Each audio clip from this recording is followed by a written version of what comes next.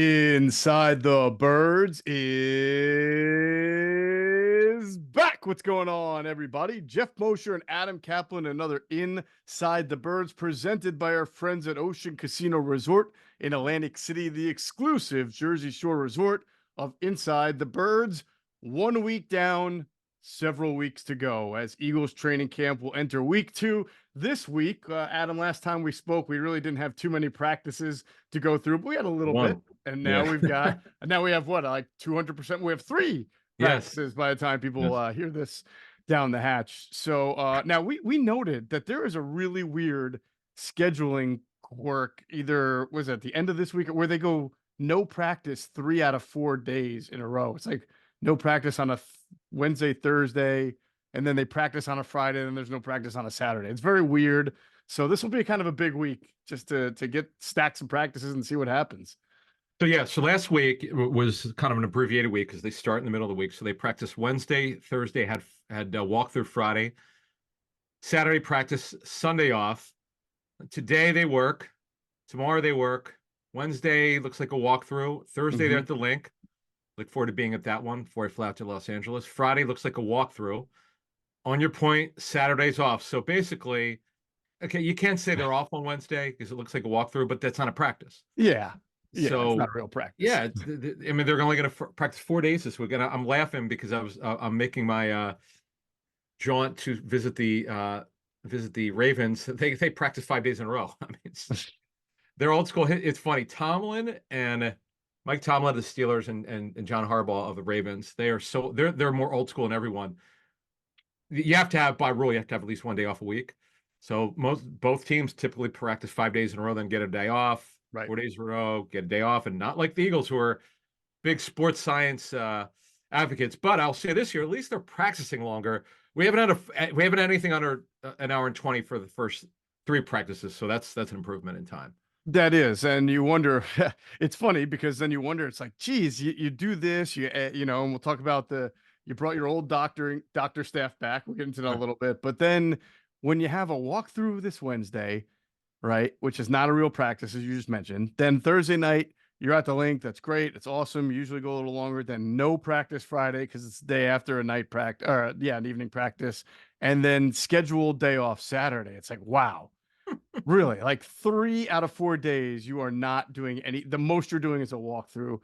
That I just wonder about that. But that's the way the schedule's been. And look, we'll still have stuff to go through just like we will in this podcast. We got a lot. Yeah, the reps are aplenty. And as you said, the practices have been a little bit longer. We thought maybe just the first one was going to be like that, and then they would scale back, but they haven't. They've gotten a little bit longer as they've gone. How would you describe, Adam, the tempo of practice while you've been there?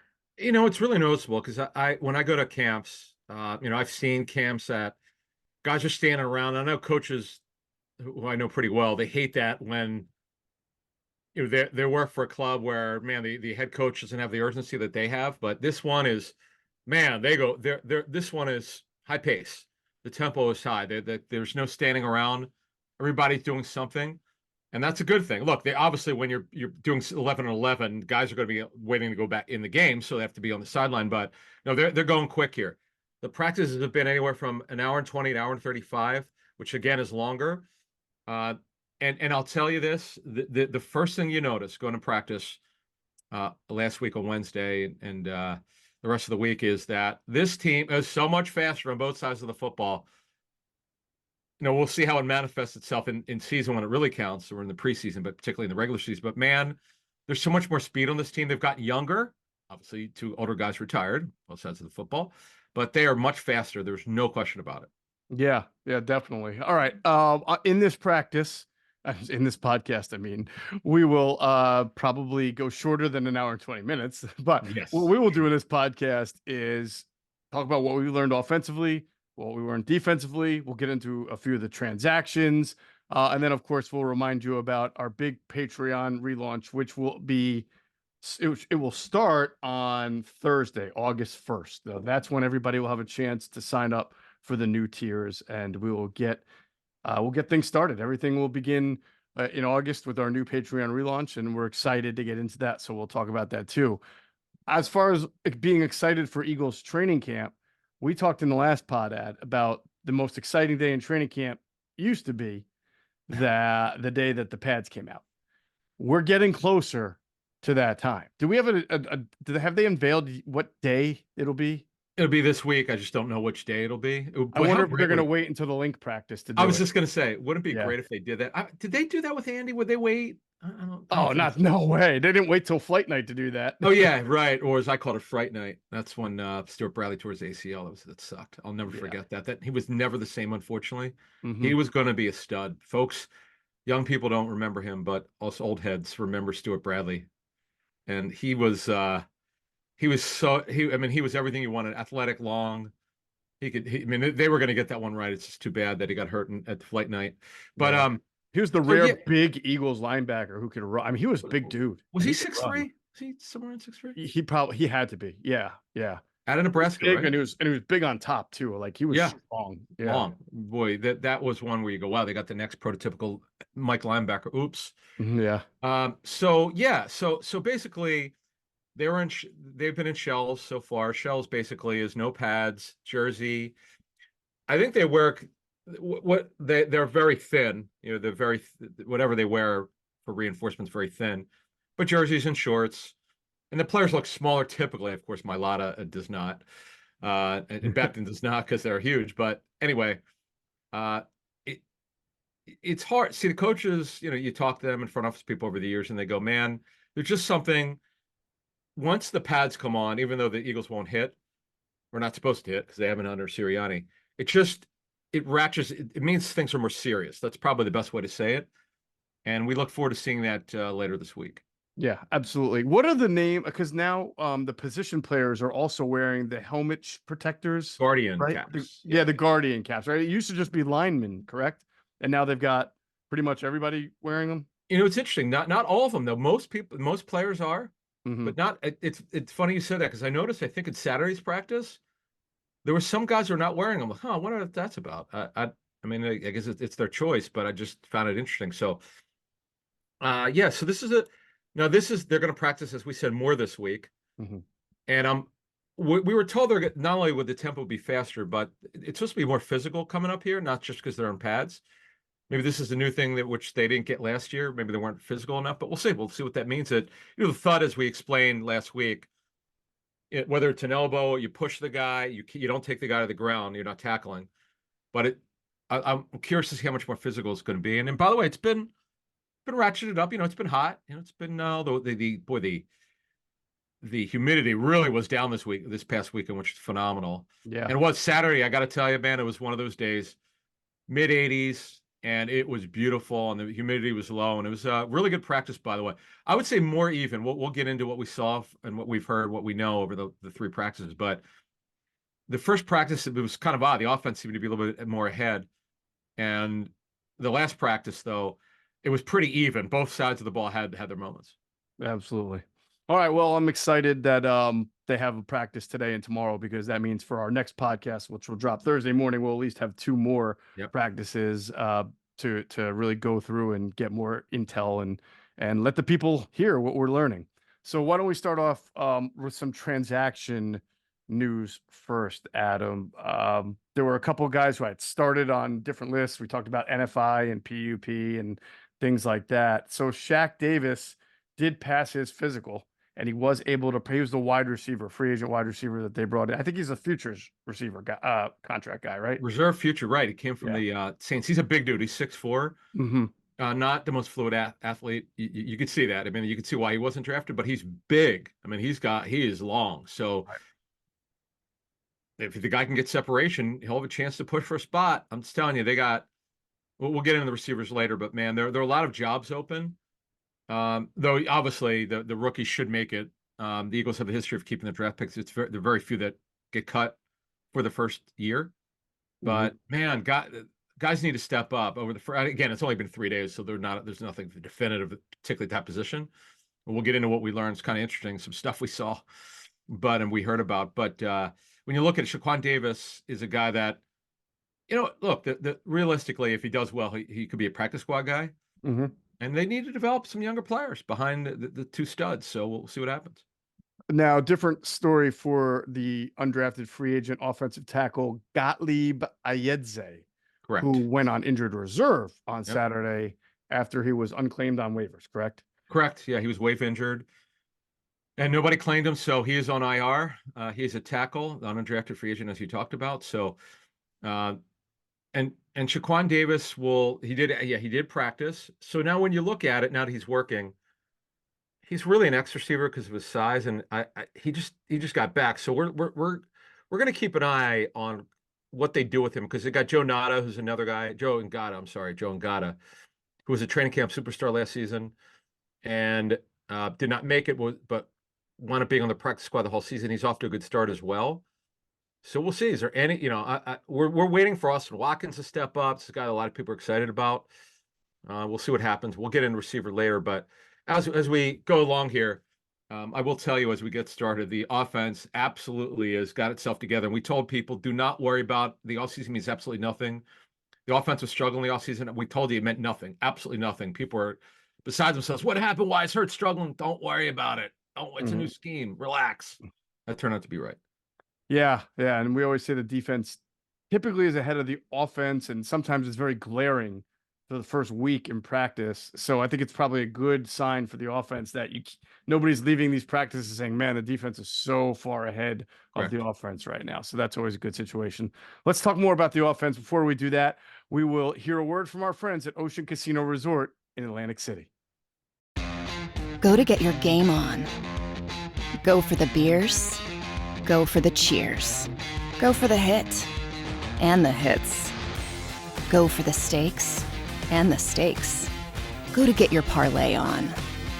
Go to get your party on. Go for the scene. Go for the screens. Go for the gallery. Go for the win. Go to Ocean. Visit theoceanac.com to plan your visit. All right. Quarterbacks, obviously there have been a decent amount of connections with Jalen Hurts. I know the Hurts to Devontae Smith connection was on fire the other day earlier. I think one of the first two practices, it was to AJ Brown. It's always good when you've got your quarterback and his top two receivers in a new offense, as you just mentioned, sort of gelling from the start. Yeah, it's interesting. Saturday, we could work our way back.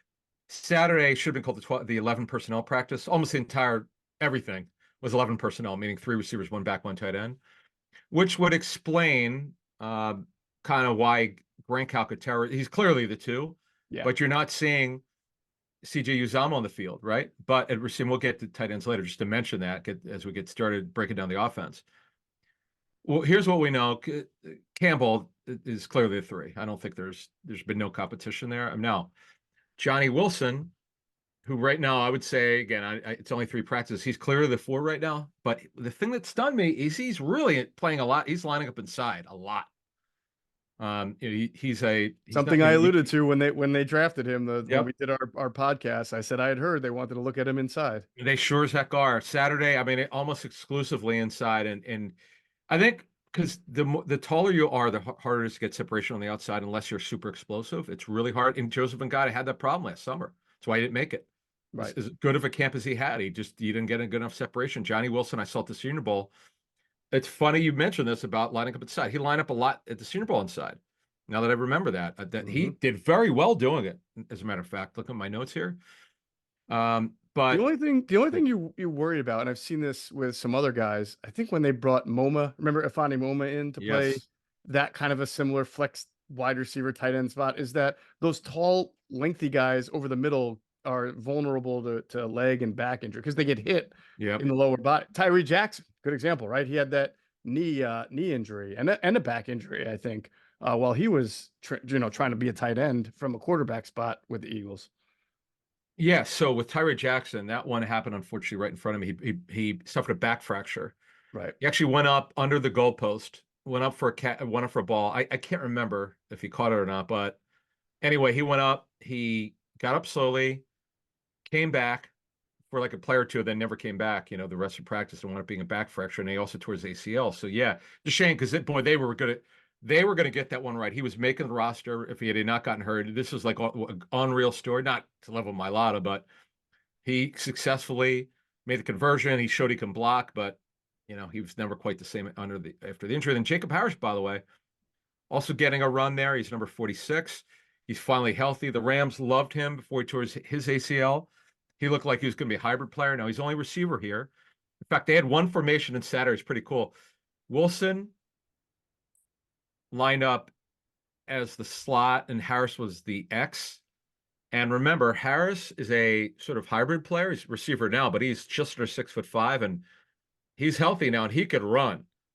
So he's more of a fluid athlete than Johnny Wilson is. So, man, you know, if they both make it, imagine look, you're not going to play A.J. Brown and Devontae Smith every snap in every game. Like, they got to take a rest eventually. And the thing that you're learning through this camp is, and they're doing a lot on defense, there have been a lot of personnel packages. I understand we're very early here, and they have new coaches, new coordinators, a lot of new coaches on both sides of the football, and they're trying to get used to the personnel. And it's really interesting what they're doing at wide receiver behind these starters. You wonder, you mentioned all the 11 personnel. I think you said you saw some 10 personnel too, far more of that than any 12. And you wonder if Kellen Moore, with his spread background, his motion background, if he's looking at these guys, Adam, if there's anybody, and I'm not talking about Johnny Wilson, more Jacob Harris, or maybe even Anais Smith, who I know he's had some drops this camp, but looking for kind of and maybe Britton Covey, like an orbit motion player, a gadget player. You know, I don't want to reduce someone to just a gadget player, but I also don't want to call them a Deebo Samuel-like player, because Deebo is special and not easily recreated. But there are guys like that around the league who, like a Ray McLeod, right? Who you've used in certain situations to try to spring into space and pop one on your opponent. And I would just wonder if he's trying to find that in any of the guys that he has right now. Well, I mean, look, they ran a lot of 12 earlier in camp. So you look, we know Kellen's scheme is 11. I mean, that's what he's done his entire career. That's what's going to happen. Now, how much versus 12, we'll learn. But because of Calcaterra's improvement here, he had a really good offseason. See, the thing is, he's not a blocker, but he's such an athlete, and he looks even more explosive, I have to tell you. And Goddard could play the Y or the F, or you know, he's a move tight end. He could do everything, where he could play in line. Calcaterra is a flex tight end. He's not an inline blocker. So when they go 12, you got to think, now, assuming they keep the 3 tight ends, it's got to be Uzama. And I did see Uzama. I saw Albert O, who's number 85. He's kind of redundant for Calcaterra because he doesn't block that well. And E.J. Jenkins is a converted receiver. So he's a pretty good athlete, but he's got a long way to go. And McAllen Castles is there as well. So it's just going to be interesting to see, because Calcaterra, I mean, this you know, we saw a couple years ago when Goddard was hurt, how him and Jack Stoll filled in and did a decent job together. So I'm interested to see what happens here as we get through camp. Again, it's only 3 days, so there's nothing written in stone at all.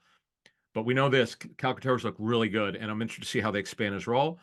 And again, Uzama's not making a lot of money here with the Eagles, but they have to have someone else. You can't not have you got to have at least one tight end who can block of the backup group. And the only guy who can block is Uzama. So chances are he's going to make the team. Yeah. The word I had gotten on Calcaterra was that he is taking the next step. So that validates what you're saying. And I think that they were probably looking for that last year, but you also have to remember Jack Stoll was going to be the number 2. They had traded going into the season for Albert O. I think he had an injury in camp last year, if I'm not remembering. Didn't Calcaterra miss quite a bit of camp last year with a hamstring or some injury? If we go back and look, sounds right. Pretty sure I remember Calcaterra missed some time. So I think last year was just difficult for him to hit the ground running with the new competition and with Stoll definitely in front of him. But now he's obviously getting more chance in an offense that can probably cater to a skill set more, if it's going to be more spread, if it's going to be more flex, and not just that, but also more up tempo. So, remember, he also was at the end of his rookie year, we were reporting that he was starting to learn blocking a little bit better. I mean, he had basically none of it in college. So if he can even be adequate in that regard, then that's great for him. And you're right, because who was it? It was Kellen Moore at the press conference that he said Calcaterra is our number 2 right now. Yep, he did. So he didn't even. Everybody says open competition, or he's like, no, he's our number 2 right now. So doesn't mean he's got it wrapped up 4 weeks from now. But that's a very strong endorsement right off the bat. He looks good. The guy looks good, but again, he's got to be able to block. I mean, it's not like they're going to play exclusively 11. They'll play some 12. So he's got. They need someone who can block in the back group. So as we move along here, let's get back to receiver as we go over the pass target group. John Mhm. Ross is, they're running some 9 routes. You're seeing some vertical. He had an awesome catch. I was standing on the left sideline, on the sideline, and he went up the elevator shaft to get one. I've never seen him. I've seen him, I went to Bengals camp years ago. I mean, he really got it jumped for this one. He had an awesome catch, came up with it. It was a scramble drill because Hurts was pressured, but man, it was a great catch. But again, they need somebody to step up behind AJ Brown. John Ross was playing some of the X position when AJ was out. I did note that. They don't know who the backup to Brown would be. Now Paris Campbell was backing up. He was there when they went 11. Mhm. Paris Campbell is clearly the slot. He's going to be the 3. I'd be stunned if he's not. Unless they But just bring somebody else in. yeah. Now again, that's certainly on their table, but we'll see. They could wait till the start of the season and see what happens. But the star of Saturday, and by the way, this is best practice he had as an Eagle, was Britton Covey, was just incredible. I mean, I know that the slot is important in Kellen Moore's offense because it's a big 3 receiver offense. I mean, this guy was phenomenal. He maybe had a drop, but I don't care. He was incredible. Now and you could, I'm sure the people who are on social media watching the Eagles X account, the 9 route that I was shocked it wasn't picked off. I just was like, this is, because I watched the play develop. I'm like, there's no way that's getting completed. And it somehow went over the DB's hands and he caught it. I'm like, wow, they'll never run that in the regular season. Because he's 5'8", 5'9". You just don't, and he got great short. He's only actually 5'8" even. He's got great quicks. You and I saw that as a rookie when we were watching OTAs when he was a rookie. But I was really fascinated because I saw Cole Beasley, who was a very productive slot under Kellen. Mm-hmm. And you need guys who could get open a short area, and this gives him more value. We know he's he's one of the top 3 punt returners. Yeah. But they need someone for the backup group to step up. This is not a very good backup group. Let's call it like it is. And someone needs to be, again, only 3 practices, but someone needs to be that guy. And that guy was Britton Covey in Saturday's practice. That was a stunner to me. I guess they featured him, but man, he was awesome. Now the 9 route that he caught, was that from an X, a Z? Was it a vertical slot? I don't remember. I just know that, well, let's put it this way. He ran easily. The pass might have been 50 yards. I don't remember, but I know he ran at least 30 yards he was way outside, lining up on the outside. Gotcha. So I was been a 1 by away. 3. Yeah. You wonder what the scheme on that was. We'll look into that. It was great. Yeah. Well, good. Hey, listen, open competition, a lot of different guys. We've talked about it. And, I still, the biggest thing with Paris Campbell, Adam, right now having the lock on the number 3 job is that he's got to stay healthy. This guy has never been able to stay healthy outside of that 1 year with Indianapolis, where he was fairly productive. I mean, his average yards per catch was way down because they really, that was an awful offense with Matt Ryan, and they really struggled with the offensive line. So he just caught a lot of dump offs over the middle. That's not really how he was supposed to be used in his career. But, you've reported, and it really came to fruition because he spoke to the media this week, and Andrew DeCecco wrote a really great story about it, that, him not getting on the field with the Giants was because he just wasn't performing the standard. And he was very open about that to reporters, talking about how he was just in a bad place mentally. He even talked about stress eating or anxiety overeating, and he gained weight that he shouldn't have, and he let it impact his performance. And he really didn't even know if he was going to get a second shot after the way last year ended, or a third shot, whatever you want to call it. But obviously it's a perfect marriage. The Eagles needed somebody who had some experience and can help them. And maybe if he gets well, the weight's fine now, but maybe if he can rebuild himself, he can rescue his career here. Yeah, he's only 27 years old. Now, what we reported at the time was he was bent for practice performance. Dable made the call. He wasn't practicing well, and this puts what you just mentioned. I caught part of his press conference, but man, the other part, wow, it's binge eating. Holy smokes, that's yeah. Wow. I don't think he was insinuating when he gained like 50 pounds. He just, Right. It wasn't just binge eating. He was eating bad things. He was just saying like he was sort of sucked into almost like a depressive state. Yeah, and not caring about his workouts and his. So well, listen, good luck to him. Yeah, look, they need motivated. him.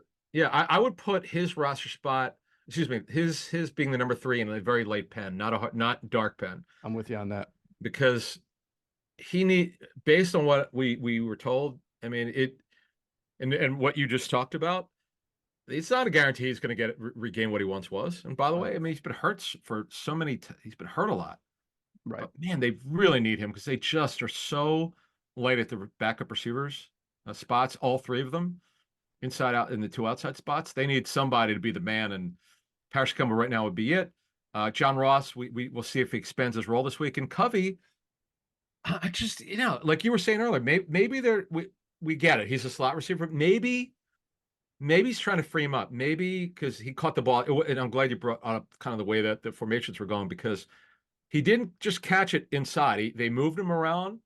He caught a swing pass. It seemed like he was catching it everywhere, by the way. So that's it. I'm waiting for Austin Watkins to do something. He just has been very quiet so far.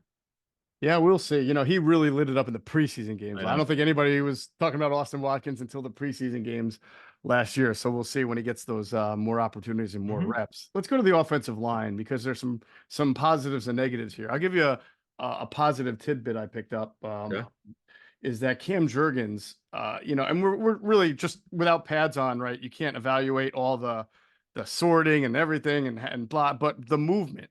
His movement, I've been told, has been really good. And this is obviously what made Jason Kelce a great center. And we're not going to sit here and do the whole Jurgens Kelce thing every single podcast. That's not fair. But they did draft Cam Jurgens because he was an incredible athlete as well, coming out of Nebraska. And remember, he's now from right guard to center. There's a whole lot of different responsibility as far as where you're kicking out, especially if you're running outside zones and things. And his movement looks really good. Yeah, the traffic is different. There's no question about it. He's an air traffic controller, man. That's that's really what he's going to do. So now a couple things. So again, we'll go backwards. So Becton was the back. Lane came out early. Well, I don't think he was hurt. He was watching with his jersey and helmet on. He just didn't, he didn't need to practice a lot. He doesn't need to. So Becton did not play guard in that practice.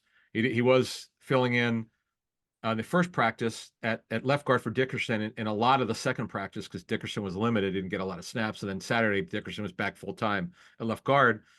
And then Fred Johnson was clearly the backup left tackle. Anim Dankwa, I believe, got reps at right tackle in back of Becton. So basically, Lane had a cameo in practice. So Dankwa, who's really long, I know we've heard they want to take a look at him. And then with Brett Toth out, now we don't know who we're assuming it's going to be Hennessy, because Hennessy was the 2 there, and Hennessy obviously is way more experienced than Toth. But look, the Eagles have tried to develop Toth as a center, so we'll see. Good. On that note, are you surprised they haven't done any one-on-ones yet between the offensive lineman and defensive lineman? Trying to think, did I notice it? DeCecco's been in every practice, and he said they haven't done them yet. Yeah, I know it. Now you mention it. Maybe they're waiting. Maybe is that? Oh, I'm sorry. You know what? I think those don't start until the pads come out, because what's the point of one-on-ones right? In the trenches if you don't have pads on? Yeah, because it's not my notes. I never saw it. Yeah, I had not even thought about that. But the big story on Saturday was Darian Kennard filling in for Steen. Steen left within the first 15 minutes, and Darian Kennard was the right guard. That was not what I was expecting. So I was thinking about this. Who would you have expected to go in at right guard? Could have been. We know Keegan's only played left guard, but I thought it might be Sharping. I was thinking it was going to be Sharping, to be honest with you, because he's a veteran. Yeah. But no, we were told when they signed him he could play right guard or right tackle. He didn't. To our knowledge, I don't believe he did it in OTAs, but he did. That was interesting. So, and he looked pretty good, by the way, because I wrote down. I put Kenny Pickett, patted him on the back. He had a really good block, and it was kind of, again, you can't get overly physical because they're not in pads, but his footwork was pretty good. So that was interesting to see. And Keegan got some reps as the second team left guard. Going through the week, Fred Johnson clearly is going to be their backup. Well, again, it depends. It depends what they want to do. If they want Becton to be the top swing tackle, then he'll be the top swing tackle. If they wanted to be the top backup right tackle and backup guard, then that's what he's going to be. Well, we won't know yet for a while, because they keep rotating, because we have to remind ourselves that this staff is basically new. The coordinators are new. The defensive staff is mostly new. Quarterback coach and the OC are new. I mean, these are the guys who are really running your offense. Mm-hmm. So I mean, the play callers knew, the OCs knew, the quarterback coaches knew, and yes, the receivers coaches knew is back, the running back coach is back, the O-line is coach is back, obviously, but the big ones, the guy who's calling the plays, so they got to learn these guys, and Kellen, along obviously because Stout's going to make the call. They're trying different combinations here. It's interesting, and you hope once it gets more physical, they get to learn who they'll get a better idea on Dylan McMahon and Keegan, where he's at. And then Jason Poe, who's one of the smallest offensive line we've ever seen. He actually got some reps with some of the twos on Saturday. That was interesting. He is small. He's the center, right? Yeah. I think it was guard he was playing. Fullback, H-back. It might have been because he's 5'11". I think I'm pretty certain I'm taller than him. I'm 6'1.5". I think he's true. Wow. But that was it. Yeah. So for our new listeners, anyone's come on in the last few months, we did report at the time that the Eagles signed Darian Kennard. He was with the Chiefs. He was a 5th-round pick in 2022. Spent 1 year with them. Didn't quite cut out as a right tackle. Didn't quite cut it out. It was put to me that from people who knew about the drafting of him that he was kind of surprised he was a 5th-round pick. He thought he was going to go a lot higher. Things didn't work out great. But last year he was on the practice squad and they worked him out at guard, and they felt that he was more equipped to play guard than tackle. So it's obviously that brings us to today where it's not that much of a surprise. Now they could have put Becton in there again, right, when Steen came out, and we'll have to see. I mean, I don't know what the word is on how long Steen's going to be out for. He better, for his sake, he better not be out too long, because when you've got Mekhi Becton and you've got a Darian Kennard pushing and you haven't proven yourself yet, you want to be able to make sure you're out there fighting. But Kennard will make it interesting. I mean, he certainly has. So if they're looking for the guy to become the next Jack Driscoll, who can play right tackle and right guard, well, then Kennard would seemingly be a good fit there. So he'll get an opportunity here while Steen is out, I imagine, to get more reps there and see what he can do. No, we'll see if Steen returns today. We don't know. So we don't know. That's right. He left early. So let's get to running back before we get to, and we'll get to defense in a couple minutes. But and then I want to get back to, we'll finish off with the quarterbacks. So we saw some really interesting stuff. So Barkley looks the part. He's not getting a ton of work, but when he gets a lot of work, you could see, and he's getting screens. They're moving him a little bit formationally. He looks good. But as I said to DeCecco on Saturday, I only need to see one play to see how much more explosive that Will Shipley is in Gainwell. So basically, I think it was Pickett, because he's the number 2. Shipley got some second-team reps behind Gainwell, and they lined Shipley offset, and he went around as an outlet, because there's an outlet obviously on every play, has to be, every pass play. Every NFL offense has that. So Shipley was the outlet, and his jets that he put on to elude the defense, like he ran past whoever was trying to tackle him, who was going to touch him. It was pretty amazing. The short juice that he had, I was like, holy smokes, he's so much more fast. He's so much faster than Gainwell. I mean, it's not even comparable. And then Ty Davis-Price had a long run on an inside zone, little inside zone play. Went to the right, made one cut, and got off field. I could certainly see why the Niners drafted in the 3rd round, because he is explosive. He's got good size, by the way. I know he's had an injury history, but the speed at running back is there, folks. We'll see how many they keep. They're obviously going to keep at least 3, and it's hard to make a case for 4. But Ty Davis-Price and boy Shipley, that one play, and by the way, he's got really good hands.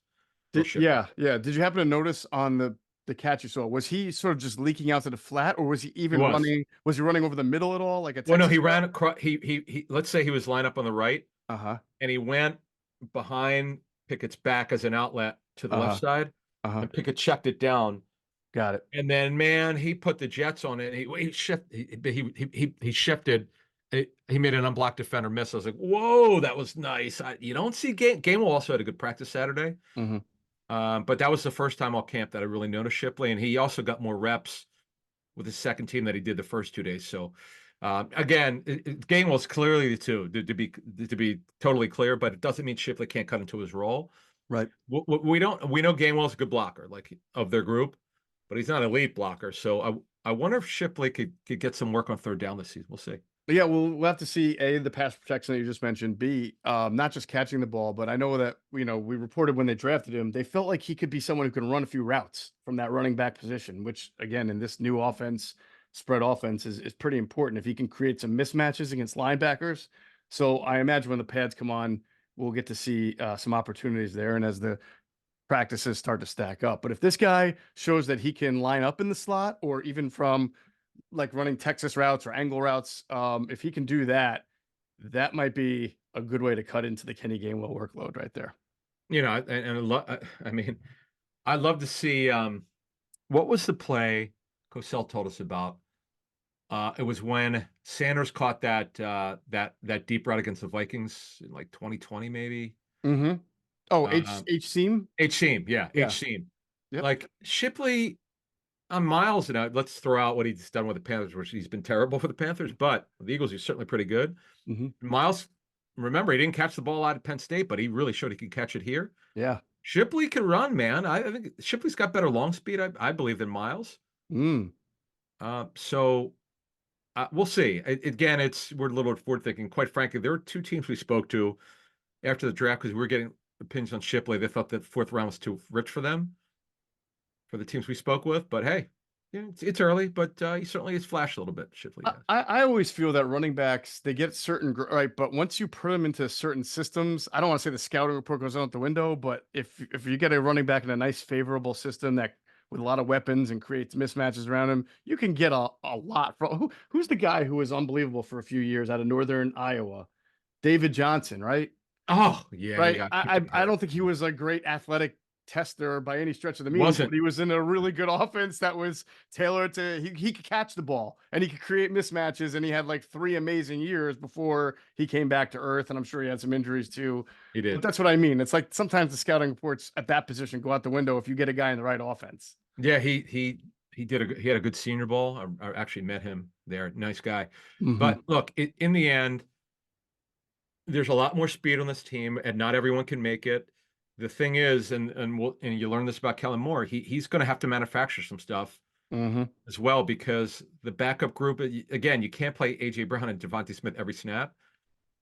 You you like them when they're out of the game or with these personnel packages. You like some of these backups, like Jacob Harris is a playmaker. This guy's versatile. And we just mentioned Covey, who had it's just ridiculous practice. I get it's training camp, the pads aren't on, you're not tackling, but he showed out, did a great job. And John Ross, he could still run. I don't know if he's explosive as he used to be at 28 years old, but he's going to get a wonderful opportunity here because they just don't have anyone who's really done it yet. So there's a lot to be known about these skill position players, particularly receiver. Awesome. All right, Willie, we'll take a quick break to hear a word from our great friends at Sky Motor Cars. Sky Motor Cars in Westchester is a different sort of dealership. All it takes is one look at their Highline pre-owned vehicles that people all over the country want and need. Owner Brett Schulter makes sure you don't spend a dime of your money before you purchase the car.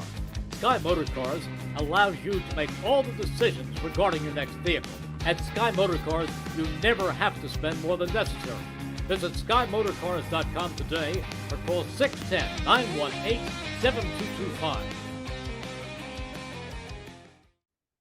And if you stop into Sky Motor Cars out there in Westchester, PA, make sure you tell them Adam and Jeff sent you. You will get a great deal. And speaking of great deals, I alluded to it before.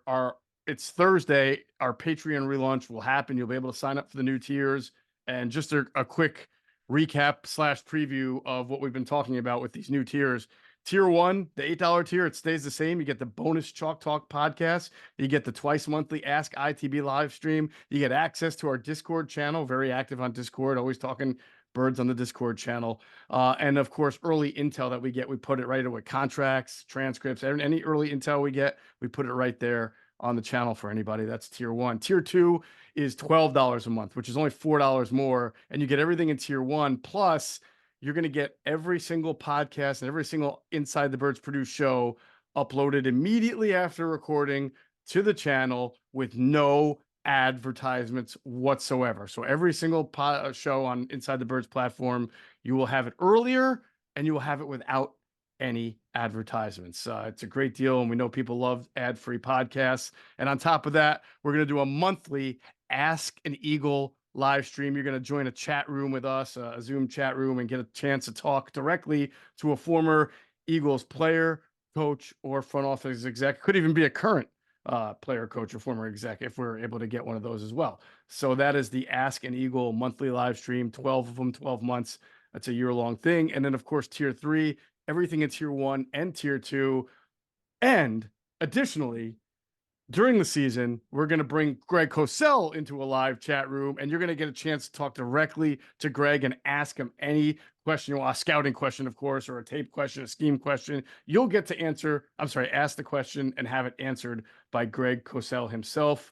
And it's a great opportunity. And along with that, anything else that develops along the way. Exactly. We're going to get Andrew DeCecco more involved. We'll have other things. We may do more live streams just for our tier 3 members. So just keep knowing that whenever we think of something, and Adam and I are always huddle up, bam, right to tier 3 for $15. That's right. That's right.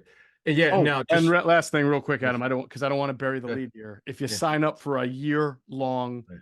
membership at tier 2 or tier 3, we'll give you a 15% discount. nice.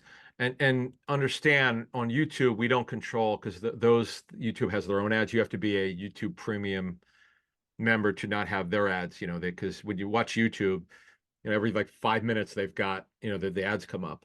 But that has nothing to do with us. Like when our upgraded Patreon comes up, you're not gonna hear any commercials from us. That ain't gonna happen. So we heard you loud and clear, and it's someone like myself who subscribes to 2 services. One's the Great Wrestling Podcast, 83 Weeks. It is really cool not having commercials. I can tell you, it's kind of cool. It is great. Yeah. All right. So let's continue to talk about the Eagles. We'll get into the defense now. Adam, Quarterbacks. We didn't get the quarterbacks. Oh, did we not talk about quarterback? No. How did I do that? I thought the first thing we said was about No, Hurts. because we were jumping around. It's my fault. Oh, yeah, you're right. Let's finish. It'll only take 3 minutes. So Hurts has been really good. He's so accurate. As I talked about, I think it was Thursday's podcast. Wednesday, he looked healthy. Like, there was one thing. The first practice was super light. But you could tell by the way he's running, like, he's healthy. Like, that was the first thing. And I didn't see by the way, I didn't see a sleeve or anything. I didn't see a brace or anything, because he hurt his knee last season, but we didn't see anything. He's been super accurate, which you love. He's processing way better, because he as Jalen talked about, he's had 8 different play callers in his last 10 seasons as a football player. So that's a lot. Right. And it's tough. I mean, there's a lot of traffic with Kellen's offense, because there's a lot of motion. And we'll add that to it. There's a lot of traffic he's got to sort through. I mean, there's a lot. So this is new for him. You're not playing an offense like this. Yes, it's quarterback friendly once you get it, and he's getting it. Now, the only thing that you like to see is use the check down instead of running. I know they're designing stuff for him that clearly is happening, but it's very easy to tell at training camp when something's designed or not. 9 times out of 10, you can tell whether it's designed or he's just bailing or just running because he don't like what he sees. But that'll come. This is going to be a prediction. We'll see if I'm right. I predict you'll see a lot less of him running on his own like you have before. That's just something I think is going to happen. And I'm not saying they're going to design plenty for him. That's not. You're talking about scrambling, right? Like last year, it was because the tape showed it. He bailed so many times and moved when he shouldn't have moved. That can't happen. Like, that's part of his regression last season. That was a big part of it, and not taking what was there. It wasn't just not checking it down. When you see that first progression, take it, because this thing and another thing I'm going to add. There's so much space in this offense to throw the football. I know it's only 3 practices and there's, it's not that physical and all that, but man, there's so much space created with this offense. There's plenty of guys getting open, and did he deliver. I mean, he is very accurate. That was really evident. Like that was, they talk about not putting the ball on the ground. I mean, I wasn't counting. I don't chart practices anymore. I did like the first 7 or 8 years I used to go back in the mid 2000s, but it's so obvious anyone who went that he's been accurate. Now, again, can't tackle him. Can't touch the quarterback. That's why they wear the red jersey. But he looks good. He's moving well, and that's great. And also, I would add Kenny Pickett. Look good, very good in Saturday's practice. Sort of up and down the first couple, but he delivered. He looked good. In fact, I think we talked about this when they made the trade. He had a phenomenal offseason last year, training camp. In fact, I remember. some of the people with the Steelers who weren't there when he was drafted or weren't Kenny Pickett fans, they were believers when they saw him last summer. Could not get it done the regular season. Again, all season, training camp, AAA, Major Leagues is the regular season. He just couldn't step it up. But as we told you after the trade, talked to people close to him, he's very happy to be here, and it sure shows. Good energy, by the way. He had very good energy. I noticed that on Saturday. That's great. Back to Hurts and what you said about all the motion and navigating this offense. I think it was either Nick Sirianni or Kellen Moore who revealed after day 1 or day 2 that Jalen is now going to have more on his plate as far as, with Jason Kelce no longer being the center and Cam Jurgens in, Jalen's going to take on that responsibility of protection calls and checks at the line of scrimmage more so than he's ever done before. So you're adding a lot to Jalen Hurts' plate on top of learning the new offense. And maybe that's part of what Jalen was talking about when he said 95% is new, because there's no doubt that represents the next step in a young quarterback's career when that quarterback gets to take autonomy over the offense and start controlling, setting protections, flipping plays, things like that.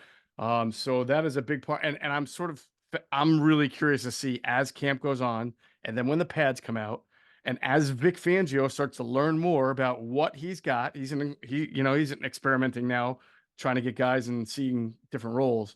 But as he starts to get his defense going, how that impacts what Jalen Hurts is doing offensively, and knowing where the blitz might be coming from, or knowing what audibles he may have to make at the line of scrimmage. I think that's going to be something that's more worth watching, maybe in about 5 to 10 days from now than it was over the first 5 days. When they ratcheted up. But so let's summarize. So what did we learn over the first 3 days? Shipley's got some juice. There's no question about it. Calcaterra looks really good. We'll see what this really means as we go forward here. Becton's line up at guard and right tackle. See if he does any left tackle. Jurgens moving well. Jurgens looks good, as you mentioned. Tyler Steen, we'll see if there's anything going on with that reason why he left practice. Johnny Wilson lining a lot up inside. That was interesting. Other than that, as I look at my notes here, not really. I mean, Hurts and Smith were unreal in Saturday's practice. Devontae Smith is special. Shame on me. I'm old enough to remember. I'm old enough. So were you. You were there. That was your first year covering it with T.O. I remember when T.O. was here in 04 and 05. Well, I was really 04. Whenever the hell it was. But anyway. Yeah, 04. Yeah, he was special. It was just ridiculous. Him and McNabb. It doesn't get enough publicity. Hurts and Smith, their connection, because everybody talks about AJ and Jalen. Obviously, they're unreal together. But my God, Saturday's practice was just like if you love football like Geoff and I do, this is like pretty damn cool. We get to see this. Like I love football. This is why I go. I mean, this is just it's very rare when you get to see special football players. Devontae Smith is on a Hall of Fame pace. Like he's been great since day one. Would you not agree? Yeah. One of the most polished rookies I've ever seen. Yes, 100%. Of any position, I would say. Yeah, any position. Absolutely. Yeah. All right. So as we get into defense, Adam, specifically front seven, we'll start off. There's two guys who I got a nugget saying, hey, these guys are really starting to take a step forward. One of them, Nolan Smith. We'll talk about him in a second. The other one, I think we should probably talk about maybe even before that, is Moro Ajomo, because I know you observed some things in practice. This is year 2 for him. The Eagles, we reported this. The Eagles felt they got way better than a 7th round pick when they picked him. He was a 7th round pick, right? It was a 6 or 7. Yes. Yeah. 7th. Yeah. We had reports that the University of Texas thought he was their best interior rusher. So it's a guy with a lot of talent, and now he's in year 2. You've seen him kind of. He's going to be second string, obviously, with Davis Carter and Milton Williams as your 3 interior linemen. But he's got some skill. He's got some abilities. Yeah, he's a backup 4-eye. I mean, with the 3D tackle front with Williams, Davis, and Carter, and the 2 overhangs with their 5-man front. Jomo's the first guy off the bench as one of the 4 eyes. So basically, Tui Pelotu looks like the backup nose. This is the way I'd look at it after 3 practices. Jomo is the first guy off the bench as a backup 4-eye. They're so light at D tackle. Gabe Hall's wearing a brace on one of his knees. I did notice that. I didn't write down what knee it was, but he's not getting a lot of reps. But again, only 3 practices. Thomas Booker looked like he put some weight on, number 59, the former draftee, the D tackle. He was a 5th rounder of the Texans. in 2022. So we'll see. We'll see if he can kind of work his way up the depth chart there. So, and PJ Mustipher is also there as well. And that's it. They don't have any other D tackles. So that's the D line group. And then the edges, boy, Nolan Smith, I know you mentioned him. He looks bigger and he looked explosive at center practice. They're moving him around a little bit. He's we'll see what happens. He's clearly the number 3 edge. He's the first guy off the bench. And quite frankly, it's certainly not going to be Patrick Johnson, who's really on specials. Jelix Hunt is only on third string, but Julian Aquara, I noted got a lot of work with the second team. I thought that was interesting. I guess instead of Brandon Graham, right? Because he gets like snaps off, and they don't need right. Exactly, that's fair. But honestly, he's long. This guy he's been hurt a lot in his career out of Notre Dame. His brother Romeo retired earlier this year, but man, he's long. He's another one of those guys that they gave some decent guaranteed money to. So we'll see. We'll see if he could push for a roster spot. And then Terrell Lewis is still there, who's formerly the Rams draftee, and Teron Jackson back again for his 4th year. Listen, the way it was put to me is that Nolan just has some very rare and unique fluidity about him. And now he's put more weight on. He's 245. So he looks it, by the way. Yeah. So to be able to have that extra strength, which is all we said he needed to be bigger, needed to be stronger, and not have that impact as fluidity. It doesn't sound like it has. I mean, he moves differently than Josh Sweat. I mean, no disrespect to Josh Sweat. He moves differently than most human beings. He moves differently than even Bryce Huff, who's very good. But you have a chance here to really, in year 2, see this guy develop into a first-round pick, albeit a late first-round pick, but who cares? You know what I'm saying? If you got that kind of special abilities and you can get stronger and get to the quarterback in a variety of ways, then they'll put you on the field. So he's another guy, though, Adam. I want to see it when the pads are on. Yep, and we should mention Josh Sweat on a 1-year deal. Sweat's not coming back. Smith will be starting in 2025. And then remember, with Bryce Huff, only 2 of his first 3 years are guaranteed. So, and obviously they're going to learn a lot about him. He's been sort of nondescript so far, I would say. I'm not saying he hasn't done well, but nothing that I've seen or heard that stood out. But Vic Fangio is so funny. He's an ex Jim Johnson in terms of quotes. I mean, you covered Jim Johnson. Jim Johnson, my favorite Eagles assistant of all time. Vic Fangio was hilarious in his press conference. I mean, he's about as blunt as you can get. But the stuff he talked about analytics, he has his own analytics, but he doesn't share with his assistants. I thought that was hilarious. That was hysterical. Out of my, I was just, what did he? In fact, it was one of those. We got the transcripts later, but I went to hear the sound again, and I'm like, I cannot believe he just said that. Yeah. Like, is he really serious about it? Is he making this up? I couldn't. He deadpan stuff. And he just is so brutally honest. He's so fun, just like Jim Johnson was. But anyway, so the edge group is interesting. Now, unfortunately, because Sweat regressed last season, we don't know what he's going to do. Smith looks like he's going to have a bigger role. I'm certain to. Bryce Huff is new to being a full-time player. Jalen Hunter isn't ready yet. Patrick Johnson basically only plays on specials unless absolutely necessary. Aquara's been hurt a lot of his career, so there's still a lot of questions. Or on offense, I don't have a lot of questions. I'm not worried about the offense at all. Defensively, I have some questions. Yeah, so no doubt. So let's move to the middle level of the defense. Oren Burks has been out with an knee injury. Listen, I wrote about this on InsideTheBirds.com. I'd like everybody to check that out. And also make sure you're reading Andrew DeCecco's daily coverages, his observations, his features. He's writing great stuff from Eagles training camp practice. He's been to every single one so far. But you and I have discussed it. Andrew and I have discussed it. Nakobe Dean, bigger, stronger, especially in the lower body area. I was told he's looking good as a blitzer, which is not something he or any Eagles linebacker, inside linebacker, is accustomed to doing. But this is now the Vic Fangio era. And as I wrote about, one of the staples of Vic Fangio defense for a long time has been the sim pressures, which is a way of blitzing without blitzing. You're blitzing a linebacker, inside linebacker, you're dropping an overhang. Every once in a while, you drop an interior lineman just to freshen it up. But it's really a 4-man rush, but it looks like a blitz because the linebacker comes late and then the overhang drops late.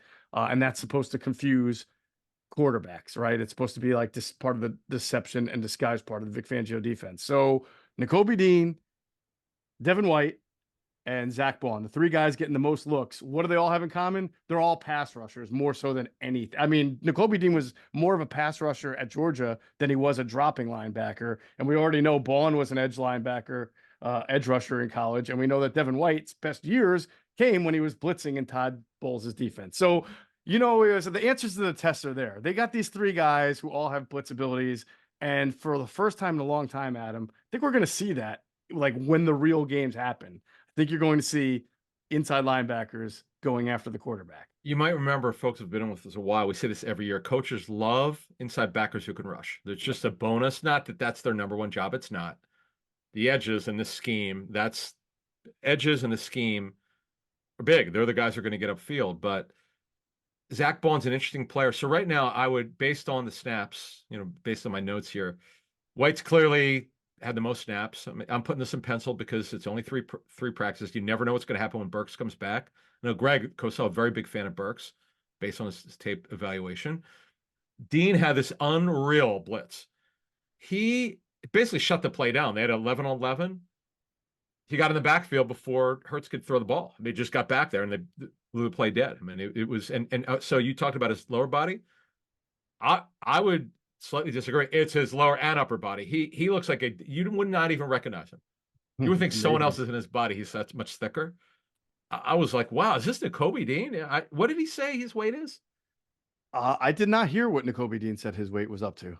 No, what happened was I think he did in the offseason and we kind of, we'll see about that. He's every bit of it, if but not more. Yeah. I know DeCecco wrote about it in the spring. He wrote that he thought Dean looked bigger physically, a lot bigger physically. So, yeah. They went to the put on weight school. Well, that's good. That's good. I mean, this is another guy, too. again, because of his past, the whole questions about his size and minor injuries might hold him back. And then he had 2 major injuries last year. So if being bigger and stronger helps, then hey, good. So right now, I would say, I'm not putting Bond as a starter right now. I'm just not. I'm with you, man. But the more Vic talks about him though, and the way he volunteers it, I keep wondering, like, should we be, should we follow our good instincts and know not to do this, or should we just jump like everybody else and be like, I guess Zach Bond's the guy? Because no, I don't. This is 25 years of doing this stuff. You and I have done this. We've combined 45 years of experience. This is not. I don't do that unless it's so obvious. Nothing. There's very little. Offensively, there's some stuff that's obvious. Defensively, there's not. Right. Vic's running his scheme. We already knew that. We know that Gardner Johnson and Blankenship are starting. We know that Huff will be starting. We know that Sweaty will be starting. We know Davis and Carter will be starting with Milton Williams. But in terms of the backup roles, open, inside backer roles, open, starting corner job week 1, opposite Slay, open. We'll get to that in a couple minutes. But the inside backer jobs, it's interesting. And another thing, before we move on to the secondary, man, they're trying all sorts of combinations situationally, nickel and dime. Dean played dime linebacker. Mitchell, the corner, played dime linebacker. They had a formation with Mitchell and I think a linebacker in the box. It was just fascinating. This stuff I've not seen here before. The previous guys are running Vic's scheme weren't doing some of this stuff. Yeah. No, you're right. This is why we got to sit back and observe, and it makes no sense to even talk about who we think is going to start week 1. I mean, I have flashbacks last year of Kavon Wallace running with the first team. Oh, that was hilarious. I forget who was the defensive coordinator. Sean Desai said, he's been really impressed. And then Kavon Wallace talked to the reporters and said, this is my year. And then you and I are like, no, this is not going to happen. And we get people leaving comments at the end on our YouTube. You guys are sleeping on Kavon Wallace. He's going to be awesome. You just watch. You guys will be wrong. No. Kavon Wallace is a force safety at best. That's why, I'm just going to sit here and watch it develop and not make any predictions. Yeah. Who knows? Again, Nobody knows the most. What's that? It's just too early to say anything. No, it is. It is because White's problem is, Bucks didn't offer him a job to come back. It's not good. Tape was bad last season. I'm calling it what it is. 100%. It's a tape-based opinion based on people we spoke with. Tape was not good. Yeah, let's let the past. And Trot Jr., thankfully, the calf cramp is good. He had that happened right in front of me on Thursday's practice. He just got it stretched out. He had a cramp, so he cramped up. He got up, went back in for a little bit, then cramped up again. He was on the ground for a couple of minutes. He's fine. He practiced on Saturday. We'll see if he could work his way up through this depth chart and have a role. But that's it. And then Brandon Smith, man, we never talk about him because it's highly unlikely he'll make the team. He is long. He's their longest inside backer, man. He's 6'4" or 6'3", 6'4", He right? looks gangly. Yeah. He's like number 47. He looks like a guy who should be an edge rusher, but he's too thin. Mm-hmm. You can't figure out what he is. He's very long. He takes he takes big steps. He's not the most fluid athlete. He's a very interesting prospect of player. But the Panthers, I know, talking to them, they kind of knew they missed on him early on, unfortunately. He's 26 years old, which he just turned. He was a 4th rounder in 22, and he only lasted 1 season. They cut him he was cut last August. That's really bad. Mm-hmm. That's how bad he was for them. They kind of knew it. They overdrafted him, but you know what? Can't teach size. Interesting athlete. I don't think he moves. I think he's too mechanical. I think that's. Yeah, I think he ran fast, but it was straight line speed. Yeah, he's So, very mechanical. yeah. Very mechanical in his movement. All right, so let's move on to the secondary. I mean, and this is again like you're gonna see. There've been all sorts of combinations. One day it's Rodgers, Yep. starting. One day it's going to be Ringo. It could be Quinyon Mitchell pretty soon because I know he's taking some first team sub package reps both inside and outside. Yeah, he's played slot. I was like, I see. We told people with when Desai and Gannon were running, we said, guys, they're going to run Vic's scheme, but only one of them worked for Vic, and they never run exactly the way Vic does it. He doesn't see personnel the same way. Right. And the stuff that he's doing with these guys, I was like, I didn't see any of this coming. I mean, it was just, like Van Sumer, we didn't mention him at linebacker. He got work with the second team. Mm-hmm. I saw him blitz. Mm-hmm. He's fast. I was like, okay, take it. See, here's what I do like about Vic. He gets athleticism. Like he understands. It may be unorthodox, some of the things he's done here, because some of these guys never either haven't done it or the previous D coordinators weren't doing these guys. But you know what? Van Sumer could run. So as we go to DB, you mentioned Mitchell, dime linebacker, as he did in OTAs. He played some slot here. I don't know how much slot he played in college, but now I know he was his own corner. But they're moving him around in 101s. It was kind of cool to see him cover AJ Brown. I didn't see that coming. And look, Mitchell will be starting week 1 if he's ready on the outside. That's not up to debate. He was drafted to start. Roger's been a nice story, but this is why they drafted him. Right. I'm just a little surprised at what they're doing with Mitchell. I didn't see so much stuff. No, well, I mean, I am, but I'm not, because I think that's also a way to get him some extra reps. And also, if you're going to put him at that spot, you get to see how he can cover when he has to play a little bit of man. I'm guessing in those situations, Vic was trying out some man defense and trying to see how he does against certain type of athletes. So because he's got a bunch of guys here, and it's only a matter of time, I think, with Quinyon Mitchell before you start to see him get more runs with the base nickel defense on first team, and we'll see. It's just so funny. Day one, he was running with the threes, and people are going out of their minds. I know. I don't get involved with this stuff on Twitter. I just look at it and I shake my head. I'm like, come on, people, haven't you learned anything over the years? Yeah. This means absolutely nothing. It's like the off season literally means nothing. Literally, that you just throw all the stuff out. This is the real thing here. Then you get to the regular season is the thing. But so at corner, so they rotated basically Rodgers and Ringo, who both look good, by the way. When people are dinging Ringo for a couple of big plays he gave up, I mean, here's the thing: he was right there. He'll learn from it from in the classroom when they go over the practice tape. They'll learn what he needs to learn is the veteran. He's not a veteran; he's only second year. But and Slay does it. They all do it. The veteran corners, they'll grab at the jersey. They'll do something that the ref can't see. It's a veteran move, as you call it. The veterans know how to do it. He's just going to have to learn to hand fight a little bit more. You can do that now. I mean, he's just got to do a little bit more, but he clearly can run. He's transitioned well, by the way. For a guy, personnel people thought it was too stiff, and that's one of the big reasons why he went in the 4th round. He looks good. Mm-hmm. Rodgers clearly, look, he's a smaller guy. He's only 5'10", but he's very competitive. He can clearly run. So we'll see what they do here. And then when you go over to safety, Rick's, by the way, got some work with the 2s on Saturday. That was the first time I saw him getting work with the 2s, but he just doesn't run well as the other guys. So he's got to make up for lost time, but he's very competitive. He's longer than Rodgers, obviously. He's a couple inches taller. Bradbury's only played at safety so far. It's Bradbury and McCollum as the second team. Andre Sam's on the third. PUP, obviously, is Sidney Brown as he gets he's taking mental reps, come back from the ACL. No time, an exact time frame for him. Jean is on a NFI with a hamstring. Tyler Hall's the backup to Maddox as the slot corner. Then you're seeing Garner mostly with the threes at safety. I have not seen him number 43 at corner. Mm. And then now when Maddox goes out, Hall is the first team nickel. But again, he's backing up Maddox right now. That's what and Sean Stevens is running with the third team, number 41. Right. Now, James Bradbury had a really nice press conference. You talked about how the move to safety was his idea. We'll close on that. He can't make the team as a fourth safety. You can't have your fourth safety being a $13 million a year, 33-year-old player who's not playing on special teams. He's got to have to be good enough at safety to be a starting safety, because then you can justify the contract and say, hey, this position's thin and he's playing well, and we'll get Reed Blankenship on the field as a third safety / special teams. We'll play a lot of big nickel, but he's not going to make the team if he's the fourth safety. It's just, we've talked about the idea of just trading him for like a sixth or something. I don't know how. I guess this is my way of saying I don't know how it works out here at safety for James, unless he winds up being really good. And hey, you got 5 weeks here and they want to start him. But I don't know. If that's we'll see. The scenario. Yeah, that scenario is hard to see him getting.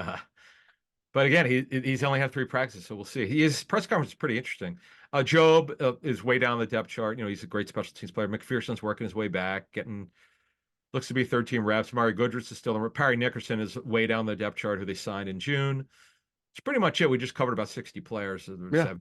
Right. That makes sense, right? As long as Sidney Brown comes off PUP before camp and makes it onto the 53-man roster to start the year, if that happens, which we expect it should, but do. I mean, he should do, right? Yeah. You've got CJ Gardner-Johnson, Reed Blankenship, Sidney Brown, and then your fourth safety spot is either going to get upgraded or it's going to be Tristan McCollum, because that's a special team spot, fourth safety, especially if you have some corners who you're sort of playing on the interior anyway, whether it's a Maddox or whatever, right? So I applaud James Bradbury for trying to figure out a way to make this thing work, but at the end, I just don't see how it works with the contract and the role. So Two final notes. The back seven is definitely faster, but man, there's so many questions. Yeah. Just there are a ton of questions. That's why I can't give them like 14 wins, which I gave them 2 years ago. I think they're going to be somewhere between 10 and 12. I'll narrow it down as we get closer this season. I don't know. I'm just we only have 3 practices, so we don't know enough on defense. We know who a lot of the front 7 starters are going to be, but not for sure at some of the positions. Then, by the way, special teams. What did I say? Oh, so the kickoff. Yeah. So I watched a little bit of it. I have no idea, and they don't know yet who's going to be the kickoff returner, because they're trying a lot of guys out of the kickoff return. Because it's, again, that you have the new rules. The coverage team has to wait till it gets in the kick, whatever there's a term. It's like the receiving zone or something. Right. So it's kind of weird to see them wait. It's like they're waiting to run down, then they run down. It's kind of how many false start penalties are there going to be for the first 3 weeks of the season when Yeah, I don't know. It's funny because I was watching the refs, and one of the refs was standing right next to me, and he said, "Come on!" It's funny to hear the guy go, "Hey, man, can't do that," because one of the DBs was holding, and he didn't throw the flag. He tried to warn him that because you can't have physical contact past 5 yards. You get your 5 yard within the 5 yards, you could get what's called the chuck, but you can't restrict movement. It was kind of funny, but getting to special teams, no, I didn't notice the rest down there, but we'll see what happens. But man, they got a really good punter and really good kicker though. Man and Elliott and Lovato too as the battery. It's pretty damn good. Very important. If you're trying to win a championship, that's a really understated and very important thing to have. And the Eagles definitely have a great one. All right. Next time you'll hear us, it'll be Thursday morning, and we'll have 2 more practices under the belt to talk about, and I can't wait to do it. That'll do it for this episode of Inside the Birds, the leading podcast in Eagles intel. And as always, we thank you for flying with us inside the Birds. Be sure to check out our friends at PHLSportsNation.com. They're enhancing the fans' experience with their coverage of all Philadelphia sports teams. For the fan, by the fan is their motto. So make sure you check them out at PHLSportsNation.com and on Twitter at PHLSportsNation.